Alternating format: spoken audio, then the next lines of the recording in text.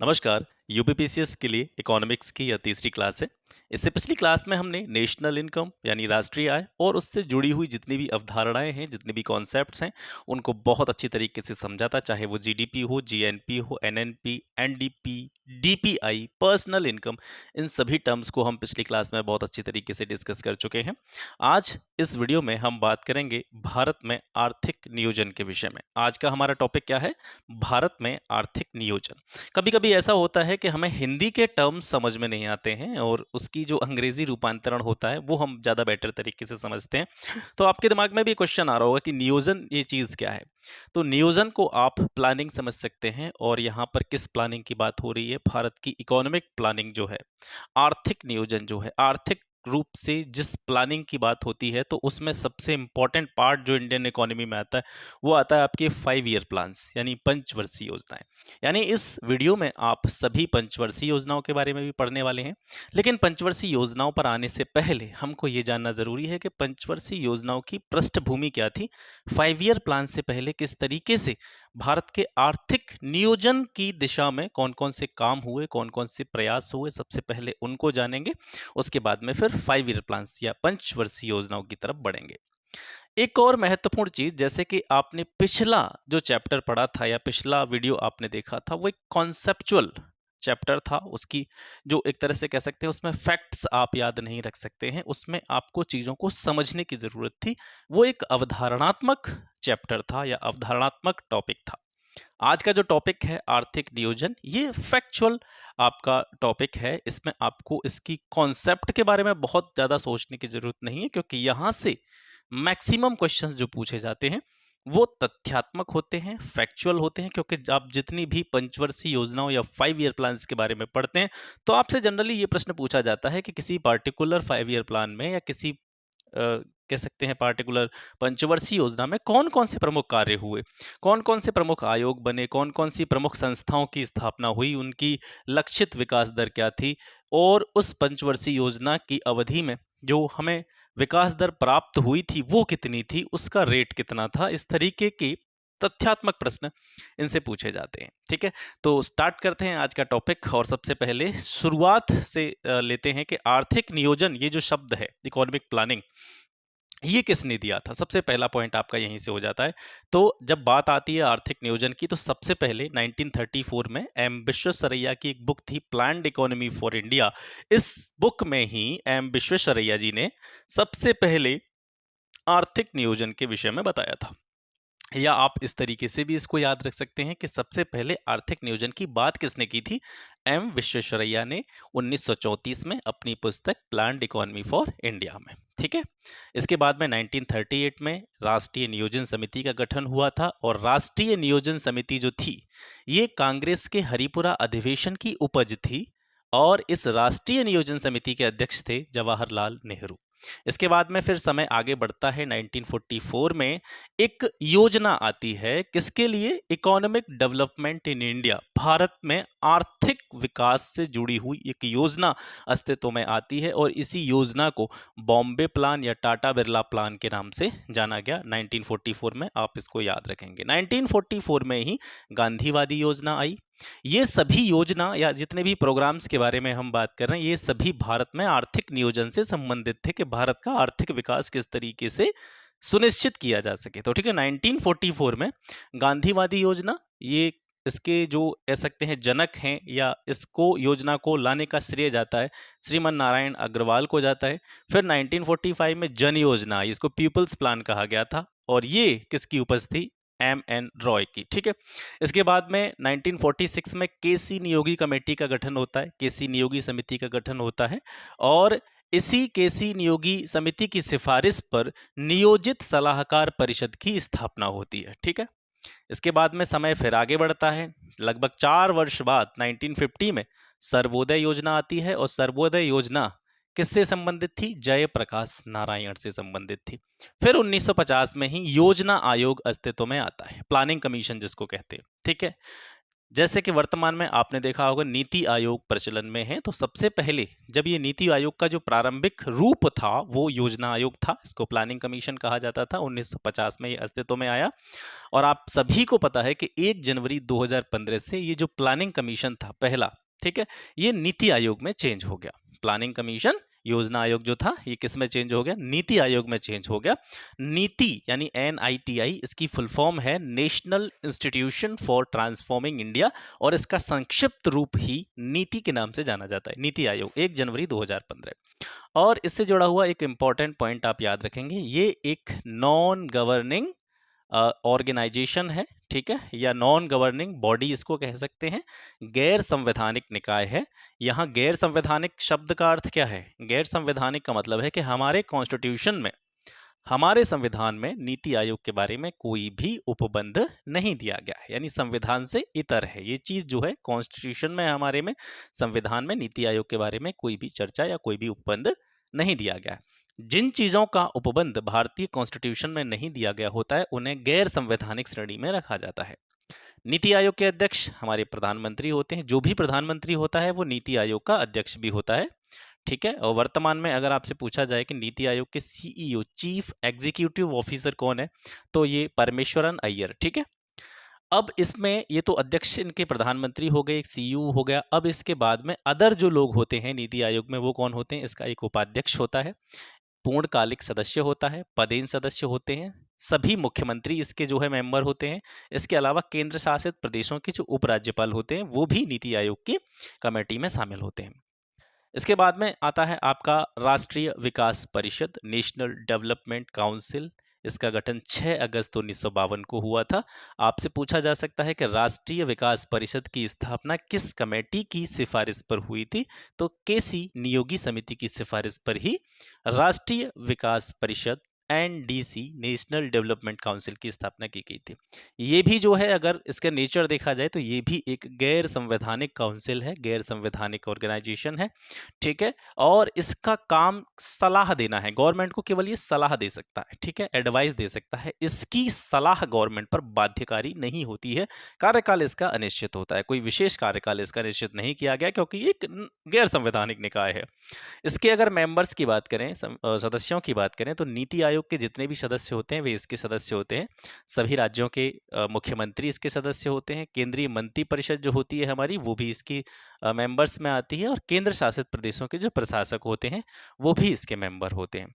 यहाँ ध्यान देने योग्य बात यह है और महत्वपूर्ण भी है कि क्रम संख्या 1, 3, 4 यानी नीति आयोग के सभी सदस्य, केंद्रीय मंत्री परिषद और केंद्र शासित प्रदेशों के जो प्रशासक होते हैं ये 1967 से पहले इसके मेंबर नहीं होते थे। 1967 के बाद में ये मेंबर बनना स्टार्ट हुए थे, यानी 1967 से पहले केवल सभी राज्यों के जो मुख्यमंत्री होते थे वे इसके सदस्य होते थे। 1967 के बाद से नीति आयोग के सभी सदस्यों को इसके अंतर्गत कर दिया गया। केंद्रीय मंत्री परिषद, इसके जो है केंद्रीय मंत्री परिषद में जितने भी लोग होते हैं वो इसके मेंबर होते हैं और केंद्र शासित प्रदेशों के जो प्रशासक होते हैं वो इसके मेंबर होते हैं। कार्य क्या है? इसका कार्य है नीति आयोग द्वारा जो भी योजना बनाई जाती हैं, क्योंकि नीति आयोग का काम ही है नीतियां बनाना, ठीक है। योजनाओं का जो है जो जनमानस के लिए या जो भी लोकल लेवल पर लोग होते हैं, सिटीजन होते हैं इंडिया के, उनके लिए योजनाएं तैयार करना। तो नीति आयोग जो भी योजनाएं बनाता है उन योजनाओं की समीक्षा करने का काम जो है वो इस ऑर्गेनाइजेशन का है या इस काउंसिल का है। योजनाओं को अंतिम रूप से अनुमोदित भी NDC करता है, ठीक है, राष्ट्रीय विकास परिषद करता है। और योजना आयोग को सलाह देने का काम भी NDC का है। तो इतने पॉइंट आपको यहाँ से याद रखने हैं, इसके अलावा इससे बहुत ज़्यादा कुछ पूछा आपसे नहीं जाएगा। अब जो मुख्य रूप से जो हमारा कह सकते हैं ओरिएंटेशन जिस चीज़ पर है वो है आपके 5 ईयर प्लान्स, ठीक है। तो भारत में नियोजन की प्रक्रिया का शुभारंभ होता है जहां से पंचवर्षीय योजनाएं अस्तित्व में आती हैं, ठीक है। 1 अप्रैल 1951 से पहला 5 ईयर प्लान जो है अस्तित्व में आया था और इसी दिन से भारत में नियोजन की प्रक्रिया, प्लानिंग की प्रक्रिया को शुभारंभ हम मानते हैं। और नियोजन की प्रक्रिया के जनक किसको माना जाता है? पंडित जवाहरलाल नेहरू को माना जाता है, क्योंकि इन्हीं के प्रधानमंत्रित्व काल में सबसे पहले पंचवर्षीय योजनाएं प्रारंभ हुई थी। अब इस संबंध में यहाँ से हम पहली पंचवर्षीय योजना से स्टार्ट करते हैं और ये जानने का प्रयास करते हैं कि पहली पंचवर्षीय योजना, इसके बाद में दूसरी, तीसरी, चौथी, इनमें कौन कौन से प्रमुख कार्य हुए जो आपके एग्जाम के पॉइंट ऑफ व्यू से महत्वपूर्ण हो सकते हैं। पहली पंचवर्षीय योजना की समयावधि, समयावधि भी आपको याद रखनी है, क्योंकि कभी कभी पंचवर्षीय योजना के अंतर्गत क्या हुआ ये छोड़ करके यही पूछ लिया जाता है कि कोई सी भी पंचवर्षीय योजना का कालक्रम या जो समयावधि थी, उसका टाइम पीरियड था, वो कितना था।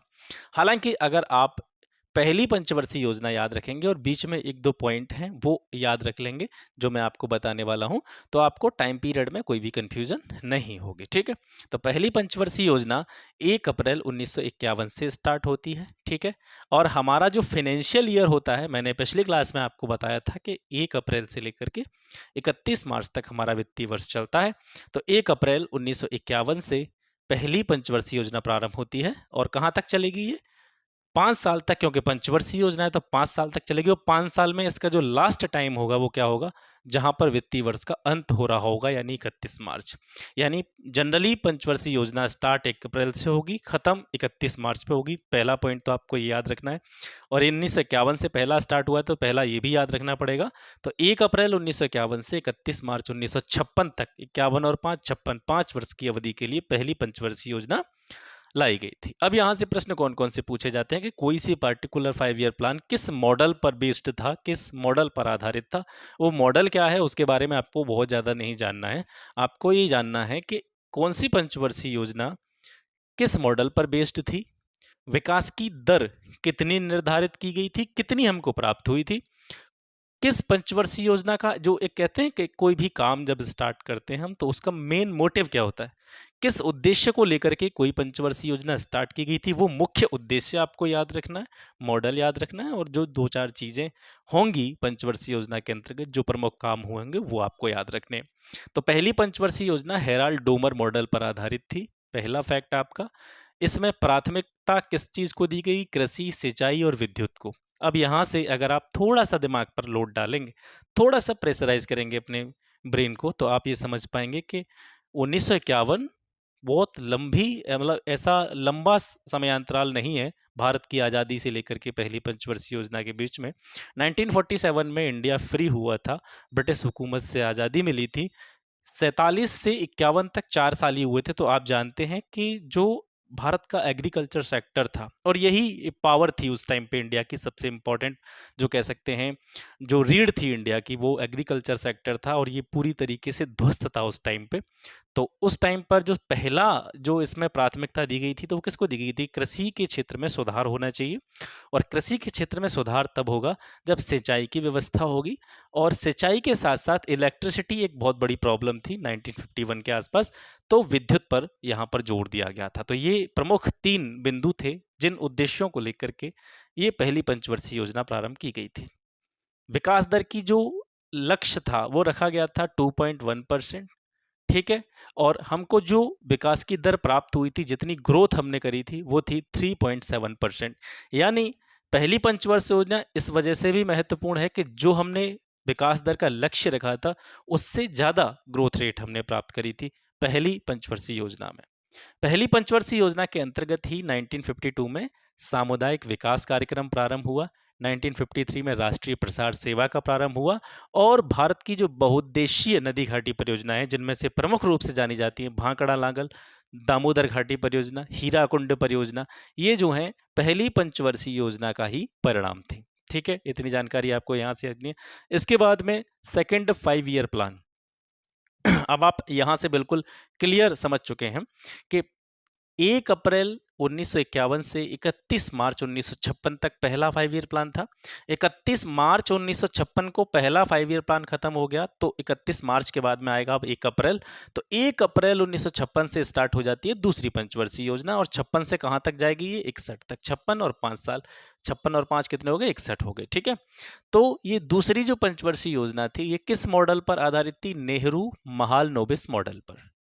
ठीक है, पहले 5 सालों में जब पहला 5 ईयर प्लान था तो उसमें हमने किस चीज पर मुख्य फोकस किया था? कृषि क्षेत्र पर, एग्रीकल्चर सेक्टर पर, सिंचाई पर, इसके अलावा इलेक्ट्रिसिटी, विद्युत पर। अब जब विद्युत पर हमने थोड़ा बहुत काम कर लिया तो अब हमको ये महसूस होने लगा कि भाई केवल कृषि से ही या कृषि क्षेत्र में ही कार्य करके देश का डेवलपमेंट विकास नहीं किया जा सकता है। इसलिए हमको इंडस्ट्रीज लगानी पड़ेंगी, उद्योग धंधे लगाने पड़ेंगे, ताकि देश के आर्थिक विकास में सहायता प्रदान की जा सके और देश के ज़्यादा से ज़्यादा लोगों को रोजगार दिया जा सके। तो दूसरी पंचवर्षीय योजना का प्रमुख जो लक्ष्य था वो भारी उद्योग, ठीक है, भारी उद्योग यानी इंडस्ट्री स्थापित करना। इसके अलावा चिकित्सा और स्वास्थ्य के क्षेत्र में बहुत ज़्यादा प्रोग्रेस इंडिया ने नहीं करी थी, तो हेल्थ सेक्टर में जो है बहुत ज़्यादा काम करने की आवश्यकता थी। तो इसी वजह से जो प्राथमिकता थी दूसरी 5 ईयर प्लान की, भारी उद्योगों को जो है बढ़ावा देना, उनकी स्थापना करना, इसके साथ साथ इंडिया के जो हेल्थ सेक्टर है विशेष रूप से चिकित्सा और स्वास्थ्य से जुड़ी हुई जो चीज़ें हैं उन पर फोकस करना। ये दूसरी पंचवर्षीय योजना की प्राथमिकताएं थी। आर्थिक विकास का लक्ष्य रखा गया था 4.5% और हमें इसके लगभग आसपास 4.21% आर्थिक विकास दर प्राप्त हुई थी। दूसरी पंचवर्षीय योजना इसलिए महत्वपूर्ण है कि जो 3 हमारे लौह इस्पात केंद्र थे, राउरकेला, भिलाई और दुर्गापुर, ठीक है, ये जो है दूसरी पंचवर्षीय योजना के आसपास ही इनकी स्थापना हुई थी। और यहाँ से प्रश्न आपसे कई बार पूछा जाता है कि यहाँ से कई पॉइंट्स बन सकते हैं आपके, जैसे राउरकेला इस्पात संयंत्र ये उड़ीसा में है, भिलाई वाला ये छत्तीसगढ़ में है, दुर्गापुर पश्चिम बंगाल में है। और दूसरा पॉइंट ये बनता है कि राउरकेला जो था ये जर्मनी के सहयोग से स्थापित हुआ, भिलाई वाला सोवियत संघ यानी रूस जो वर्तमान में जिसको कहते हैं, उसको पहले सोवियत संघ कहा जाता था, तो भिलाई सोवियत संघ के सहयोग से, और दुर्गापुर जो था ये इंग्लैंड या ब्रिटेन की सहायता से स्थापित किया गया था। दूसरी पंचवर्षीय योजना में ही कहीं ना कहीं हमको ये चीज देखने को मिलती है कि जो विकेंद्रीकरण की प्रक्रिया थी, डिसेंट्रलाइजेशन की प्रोसेस थी, वो स्टार्ट हो जाती है सेकंड 5 ईयर प्लान से। और विकेंद्रीकरण का सबसे अच्छा उदाहरण भारत में देखने को मिलता है पंचायती राज व्यवस्था, शक्तियों का स्थानीय स्तर पर हस्तांतरण, ठीक है। 2 अक्टूबर 1959 को पंचायती राज व्यवस्था की शुरुआत हुई थी नागौर राजस्थान से, ठीक है। इसके बाद में तीसरी पंचवर्षीय योजना 1 अप्रैल 1961 से 31 मार्च 1966। तीसरी पंचवर्षीय योजना तक आपको कोई कंफ्यूजन नहीं होगी समयावधि याद करने में। 1951 से स्टार्ट हुई, पहली 51 से 56 चली, दूसरी 56 से 61 चली और तीसरी 61 से 66 चली, ठीक है। बाकी आपको याद रखना 1 अप्रैल टू 31 मार्च चलता रहेगा। तीसरी पंचवर्षीय योजना का जो मॉडल था वो था आपका जे सैंडी सुब्रमण्यम चक्रवर्ती मॉडल, ठीक है, या इसको केवल चक्रवर्ती मॉडल भी कह देते हैं, और इसका दूसरा नाम आगत निर्गत मॉडल भी है, ठीक है। इसमें अर्थव्यवस्था को आत्मनिर्भर व स्वतः स्फूर्तवान बनाने पर जोर दिया गया था कि ऐसे कार्य किए जाएं, इन क्षेत्रों में कार्य किए जाए ताकि हमारी जो इकोनॉमी है दूसरे देशों पर डिपेंड कम रहे, बल्कि अपना काम खुद कर सके, हम कैसे हो सकें सेल्फ डिपेंड हो सकें, आत्मनिर्भर हो सकें। पहली बार संतुलित क्षेत्रीय विकास की अवधारणा पर विचार किया गया था तीसरी पंचवर्षीय योजना में। लक्षित विकास दर जो थी 5.6%, इसमें लक्ष्य रखा गया था इतनी ग्रोथ रेट हमको प्राप्त करनी है, लेकिन किन्हीं कारणों के लेकिन कुछ ऐसे काम हुए या ऐसे कुछ रीजंस हो सकते हैं जिनकी वजह से जो ग्रोथ रेट हमने प्राप्त करी थी वो बहुत कम रह गई थी, 2.72%, ठीक है। और इसी वजह से इस योजना को, तीसरी योजना को, और ये बहुत इंपॉर्टेंट पॉइंट है इसको याद रखना, तीसरी योजना को सबसे ज्यादा असफल पंचवर्षीय योजना माना जाता है, क्योंकि ये अपना लक्ष्य प्राप्त करने में तो असफल हुई, इसके साथ साथ लक्ष्य प्राप्त करना तो दूर की बात है, लक्ष्य तक पहुंच भी नहीं सकी, ठीक है, उससे भी बहुत कम रह गई। और इसका एक प्रमुख कारण था, जैसे इसी पंचवर्षीय योजना के आसपास इंडो चाइना वार हुआ, भारत चीन युद्ध हुआ, 1964 में नेहरू जी की डेथ हो गई थी, ठीक है, जो कि एक बहुत प्रभावशाली लीडर थे। 1965 में भारत पाकिस्तान युद्ध हुआ। 1966 में आपकी शास्त्री जी की डेथ हो जाती है ताशकंद में, लाल बहादुर शास्त्री। और अकाल और सूखा भी इस समयावधि में काफी देखने को मिले भारत के अंदर। तो कहीं ना कहीं जो भारत ने प्लान करा था चीजों को करने का, वो कहीं ना कहीं यहाँ से फेल होता हुआ नजर आता है, और तीसरी पंचवर्षीय योजना अपने आप में सर्वाधिक असफल पंचवर्षीय योजनाओं की कैटेगरी में शामिल हो जाती है। इस योजना में रुपए का अवमूल्यन किया गया था। अब अवमूल्यन, मुद्रास्फीति, ये सारी चीजें आगे मैं आपको बताऊंगा, ठीक है। अब इसमें जो महत्वपूर्ण कार्य हुए थे उनको देख लीजिए। तीसरी पंचवर्षीय योजना के अंतर्गत कौन कौन सी चीजें हुई। बोकारो स्टील प्लांट की स्थापना होती है झारखंड में रूस के सहयोग से। यूटीआई की स्थापना होती है, यूनिट ट्रस्ट ऑफ इंडिया, 1964 में। आईडीबीआई बैंक की स्थापना होती है, industrial development bank of India, 1964 में। भारतीय खाद्य नियम, food corporation of India, FCI, 1965 में। और इसके साथ साथ कृषि कीमत आयोग, एग्रीकल्चरल प्राइस कमीशन, ठीक है, इसकी स्थापना 1965 में। ये प्रमुख चीजें यहां से आपको याद रखनी है। इसके बाद में आपको 3 पंचवर्षीय योजना तक तो समयावधि याद करने की आपको कोई दिक्कत होगी ही नहीं, क्योंकि वहां तक आप सीधे सीधे याद रख सकते हैं। 66 तक, 66 के बाद में जो समय था 66 से लेकर के 69 था, 1966, 1967, 1968, 69, यानी 3 वर्ष का जो टाइम था उसको योजनावकाश कहा जाता है। 1966 से लेकर के 1969 तक, 1 अप्रैल 1966 से 31 मार्च 1959 तक के बीच का जो समय था इसको योजना अवकाश, प्लान हॉलीडे कहा जाता है, क्योंकि कुछ ऐसी सिचुएशंस बनी थी इस समय अवधि में। आपको मैंने पहले ही बताया था, भारत पाक युद्ध हुआ, भारत चीन युद्ध हुआ, नेहरू जी की डेथ हो गई, शास्त्री जी की डेथ हो गई, अकाल सूखा से जो है भारत पीड़ित था। इस वजह से पंचवर्षीय योजनाओं का क्रियान्वयन बिल्कुल सही तरीके से नहीं किया जा सका। 3 साल योजना अवकाश, प्लान हॉलीडे के रूप में इसको देखा जाता है। तो इन 3 सालों में क्या हुआ, 3 वार्षिक योजनाएं बनाई गई, ठीक है। इन 3 सालों में 5 वर्ष की एक योजना न बना करके एक एक साल की 3 योजनाएं बनाई गई थी। और इन 3 वर्षों में क्या हुआ, भारत में कृषिगत संकट और खाद्यान्न की कमी बहुत ज़्यादा थी, क्योंकि अकाल और सूखा इसी टाइम पर पड़ा था। इस वजह से कृषि क्षेत्र पर ज़्यादा जोर देने पर इसमें ध्यान दिया गया था, ठीक है। नई कृषि नीति आती है, उर्वरकों के प्रयोग पर यहाँ पर जो है उसको, उर्वरकों के प्रयोग को ज़्यादा से ज़्यादा करने पर जोर दिया गया, भू संरक्षण पर जोर दिया गया, उच्च गुणवत्ता के बीज यहाँ पर उपलब्ध कराने के बारे में विचार किया गया। इसके अलावा सिंचाई की क्षमता के विस्तार से संबंधित कार्य किए गए। अब यहाँ से जो कौन कौन से प्रमुख कार्य हुए थे उनको देख लेते हैं। 1969 में लीड बैंक योजना नारीमन समिति की सिफारिश पर प्रारंभ की गई थी। 1966-67 में हरित क्रांति, ठीक है, वो सारी चीजें जब भी हम ऊपर देख रहे थे, सिंचाई के क्षेत्र पर ध्यान, उन्नत किस्म के बीज, ठीक है, भू संरक्षण पर ध्यान, ज्यादा उपज पर, ज्यादा उर्वरकों के प्रयोग पर जो है फोकस किया जाना, ये सब हरित क्रांति के फलस्वरूप हो रहा था। हरित क्रांति जो है, ग्रीन रिवॉल्यूशन, इस शब्द का प्रयोग विलियम गैंडे ने किया था, विलियम गैंडे ने, ठीक है। हरित क्रांति का भारत में अगर आपसे पूछा जाए कि भारत में इसका फादर कौन है, भारत में इसका जनक कौन है, तो एम.एस. स्वामीनाथन। और मूल रूप से हरित क्रांति का जनक माना जाता नॉर्मन ई बोरलॉग को, नॉर्मन बोरलॉग को वास्तविक जनक कहा जाता है। भी मैक्सिको में जो है इन्होंने ग्रीन रिवॉल्यूशन के बारे में बताया था, और भारत में हरित क्रांति का जनक एम.एस. स्वामीनाथन को माना जाता है। अब यहाँ तक आप पहुंच गए 1 अप्रैल 1969 तक। 3 पंचवर्षीय योजनाएं आपने देखी, उसके बाद में 3 साल का प्लान हॉलीडे और 3 सालों में एक एक वर्ष की 3 योजनाएं आपको देखने को मिली। अब इसके बाद में 1 अप्रैल 1969 से लेकर के आने वाले 5 सालों तक 31 मार्च 1974 तक चौथी पंचवर्षीय योजना प्रारंभ हो गई। इसका जो मॉडल था ये अशोक रुद्र एलन मान्य मॉडल, या इनको खुला प्रतिमान मॉडल भी कहा जाता है। इस मॉडल पर यह बेस्ड थी। मुख्य उद्देश्य था स्थिरता के साथ में इकोनॉमिक डेवलपमेंट, आर्थिक विकास। इसके अलावा भारत अधिकाधिक मात्रा में आत्मनिर्भरता को प्राप्त करे, ऐसा लक्ष्य या ऐसा उद्देश्य के साथ में ये चौथी पंचवर्षीय योजना प्रारंभ की गई। लक्षित विकास दर 5.7% थी। इसके एवज में हमको जो प्राप्त हुई थी ग्रोथ रेट, वो 3.3% थी। ये योजना भी बहुत ज़्यादा सफल नहीं हो सकी, लेकिन इसमें बहुत कह सकते हैं इम्पॉर्टेंट चीज़ जो है हुई थी, जो कि आपके एग्ज़ाम की दृष्टि से महत्वपूर्ण है। कि सबसे पहली चीज़ तो ये आती है कि 19 जुलाई 1969 को 14 कमर्शियल बैंक जो थी, वाणिज्यिक बैंक थी, उनका नेशनलाइजेशन किया गया, राष्ट्रीयकरण किया गया। 1917 में श्वेत क्रांति, ठीक है, वर्गीज कुरियन श्वेत क्रांति के जनक कहे जाते हैं, ये आती है। 1974 में पोखरण परीक्षण किया था भारत ने, और उस मिशन का जो नाम था वो स्माइलिंग बुद्धा था।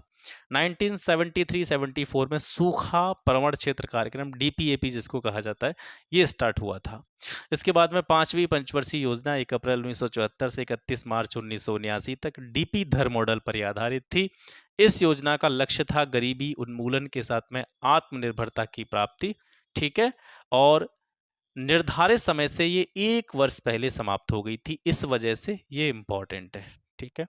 74 से लेकर के 79 तक थी, लेकिन 78 में ये समाप्त हो जाती है। 5 वर्ष की थी, लेकिन 1 वर्ष पहले ही इसको समाप्त कर दिया गया, और एकमात्र योजना है जो अपने समय से पहले जो है समाप्त करी गई थी।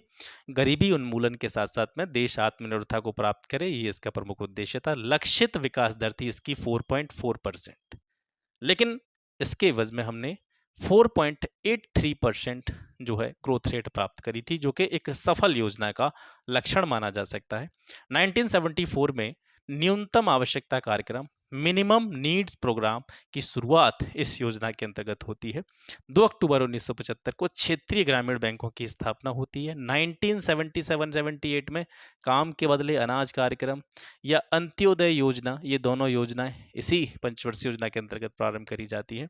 इसी योजना में गरीबी हटाओ का नारा दिया था इंदिरा गांधी ने, और 20 सूत्री कार्यक्रम, ये बहुत इंपॉर्टेंट है, 20 सूत्री कार्यक्रम भी इस 5वीं पंचवर्षीय योजना के अंतर्गत जो है स्टार्ट किया गया था। ठीक है, अब चूंकि हमने अभी पढ़ा था कि ये जो 5वीं 5 ईयर प्लान थी, 5वीं पंचवर्षीय योजना थी, ये समय से 1 वर्ष पहले समाप्त कर दी गई थी 1978 में। कायदे से इसको 1979 में समाप्त होना था, लेकिन 1978 में इसको समाप्त कर दिया गया। इसके बाद में आता है रोलिंग प्लान, 1978 से लेकर के 80 तक। ठीक है, जो योजना चलाई गई या जो इस टाइम पीरियड में काम हुआ, उसको रोलिंग प्लान के नाम से जाना जाता है, अनवरत योजना के नाम से जाना जाता है। जनता सरकार के द्वारा इसकी स्टार्टिंग की गई थी 1978 से लेकर के 83 तक। ठीक है, अब ये 2 वर्ष ही चली थी, हालांकि प्लानिंग इसकी 83 तक ही थी 5 वर्ष के लिए, लेकिन 2 वर्ष ही ये चली। जनक जो थे इसके गुन्नार मिर्डल थे। भारत में लागू करने का श्रेय डीटी लकड़ावाला को जाता है।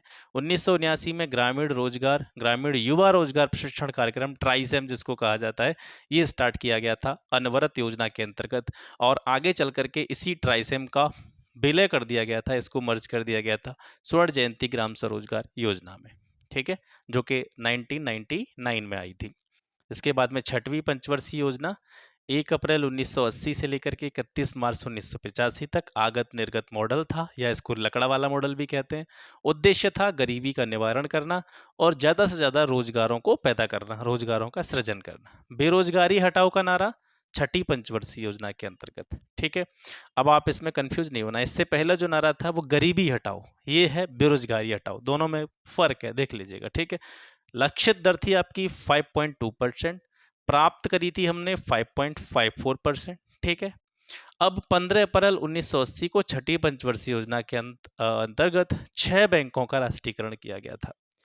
ये योजना इसलिए महत्वपूर्ण है क्योंकि एक तो इसने अपने लक्षित विकास दर से ज़्यादा ग्रोथ रेट जो है प्राप्त करी थी, और इसमें बहुत महत्वपूर्ण संस्थाओं का जो है निर्माण हुआ था, जैसे नाबार्ड, आपने नाम सुना होगा। 12 जुलाई 1982 को इसकी स्थापना होती है। 1982 में EXIM bank, export import bank, आयात निर्यात बैंक की स्थापना होती है। 1980 में राष्ट्रीय ग्रामीण रोजगार कार्यक्रम शुरू होता है।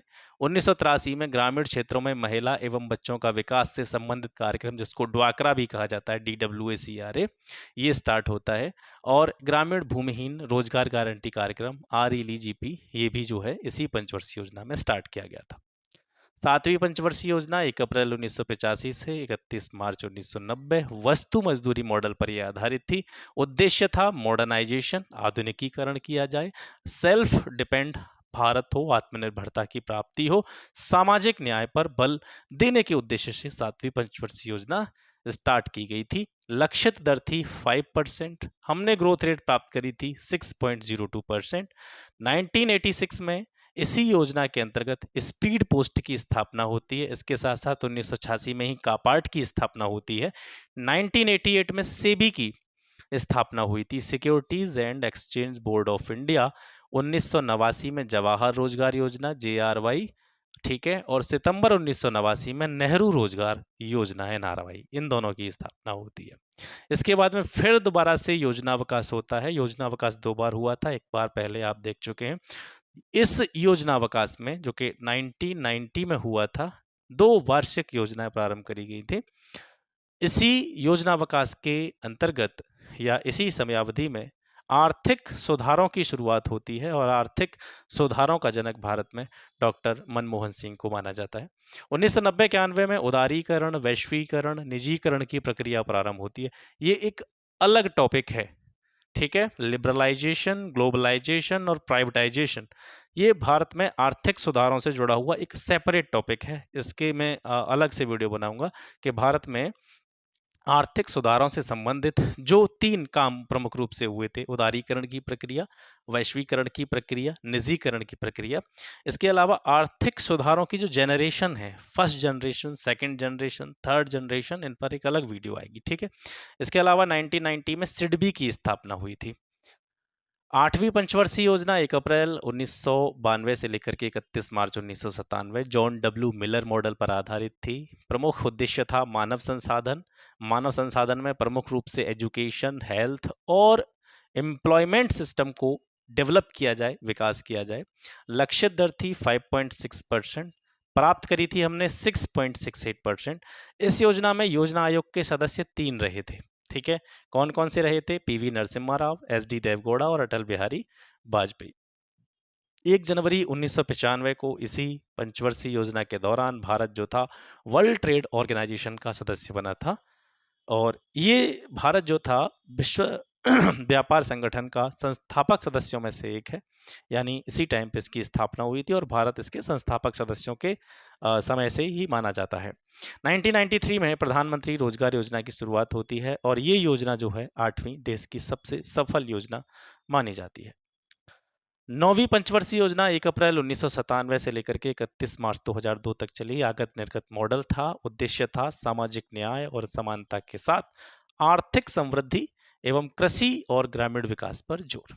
लक्ष्य दर थी हमारी 6.5%, प्राप्त हुई थी हमारी ग्रोथ रेट 5.5%, ठीक है। इसके बाद में आती है 10वीं पंचवर्षीय योजना 1 अप्रैल 2002 से लेकर के 31 मार्च 2007 तक। मॉडल था योजना आयोग का पत्र। उद्देश्य था रोजगार, ऊर्जा सुधार तथा सामाजिक अवसंरचना का विकास, सोशल स्ट्रक्चर को कह सकते हैं बुल्ड करना। लक्ष्य दर थी 8% और प्राप्त दर थी 7.7%। ये सर्वाधिक प्राप्त दर थी। अब 2 चीजें आती हैं यहाँ से। हमने अभी देखा था कि 8वीं पंचवर्षीय योजना थी, ये सबसे सफल पंचवर्षीय योजना मानी जाती है, और यहाँ पर हम पढ़ रहे हैं कि सबसे ज्यादा आर्थिक विकास की प्राप्त दर 10वीं पंचवर्षीय योजना में थी 7.7%। तो जब यहाँ पर दोनों में आपको विरोधाभास देखने को मिल रहा होगा कि वहां पर जो प्राप्त दर थी 7.7% से कम थी, लेकिन उसके बावजूद उसको सबसे सफल योजना क्यों कहा जा रहा है? क्योंकि यहाँ दोनों को कंपेयर करके देखिए, यहाँ लक्षित दर 8% थी, तो हमें जो ग्रोथ रेट प्राप्त हुई थी वो हमारे लक्ष्य से कम प्राप्त हुई थी।